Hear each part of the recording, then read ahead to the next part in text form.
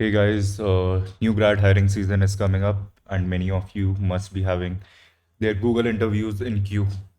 While most of you must have done some sort of preparation for the interviews, here are few last moment tips to help you perform even better. So, tip number 0, be proficient in DSA and coding. This is not kind of a last moment tip, but this is tip 0 because it's the most important and obvious one. Before going to an interview, you must have a basic understanding of the popular data structures and algorithms and a proficiency in converting the logic to coding language of your choice. You can learn about the basic data structures and algorithms from sites like CP algorithms, or if you want some kind of guided preparation, you can join coding institute like pep coding.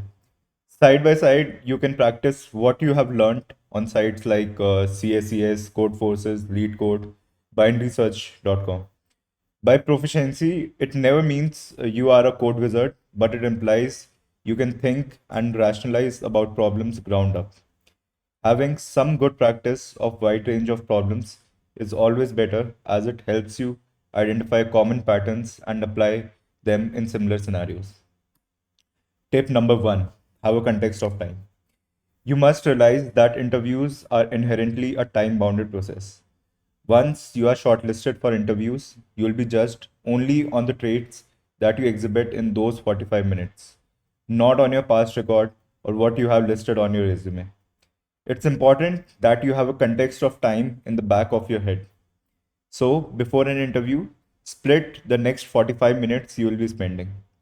Ideally, you are expected to solve two questions during 45 minutes, with first usually being a simpler one and second being a bit trickier. Good interviewers ask questions that can be gradually attacked as it gives a good idea about the thinking process of the candidate.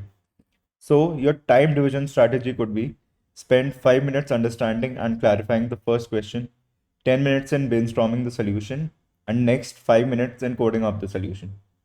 That spares you with roughly 25 minutes for the second question. If the question is easier, you can reduce the time to brainstorm to 5 minutes uh, for the first question. Similarly, for the second part, you can divide the time between brainstorming and coding the solution. Say, if you have 25 minutes left, you can spend 5 minutes in understanding and clarifying, 12 minutes in brainstorming, and 8 minutes in coding. Tip number 2, communicate. The worst interviews are where the candidate just sits in front of the laptop and spends the whole time staring at the screen or coding haphazardly the solution on the editor. What is even worrisome is that some candidates feel that they are only being judged to solve the problem at hand. Yes, you are going to be judged on the basis of solution you come up with, but it's important to realize the difference between a coding contest and an interview. An interview is supposed to select people who can work collaboratively in teams. Real life scenarios are never as well defined as a coding problem, and there is always going to be an inherent subjective ambiguity while working on massive projects for which a whole team is required. Hence, communication is a big factor in any interview.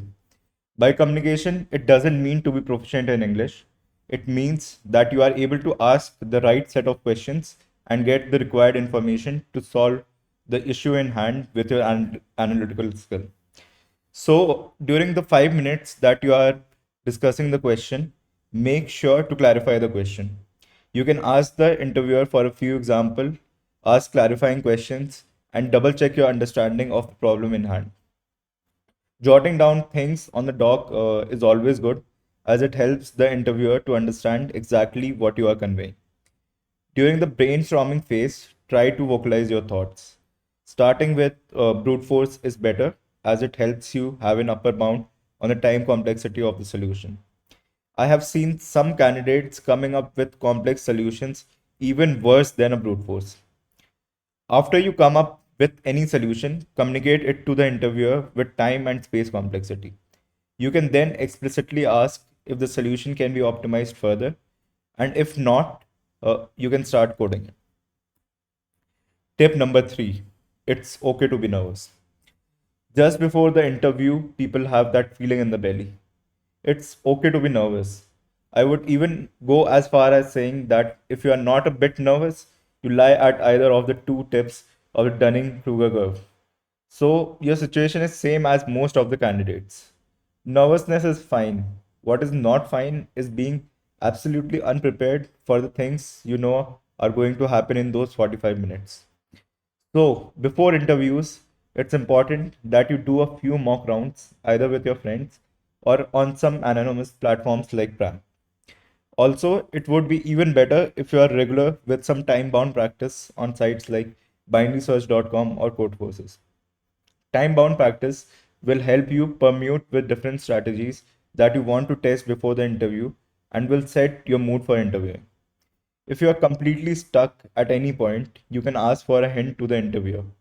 Surely, if the interviewer gives a big hint, they will mention it in the final assessment, but it's better to be unstuck than wasting time. You should realize that interviewers are spending their energy to potentially hire you and not reject you. You just need to take the lead of the discussion and give hiring signals to the interviewer. Tip number 4, clean code. While coding up your solution, try to follow style guidelines. You can see the style guidelines for each language on Google's style guide website. Clean code shows a sign of maturity and displays healthy software engineering habits in the candidates.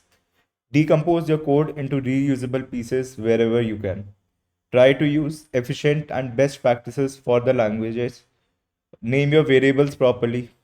It's best if you build this as a habit during practice only, since it's more difficult to unlearn such things during the interview itself. So, these were few last moment tips before interviews. I hope these help you perform better. All the best. See you in the interviews. Thank you.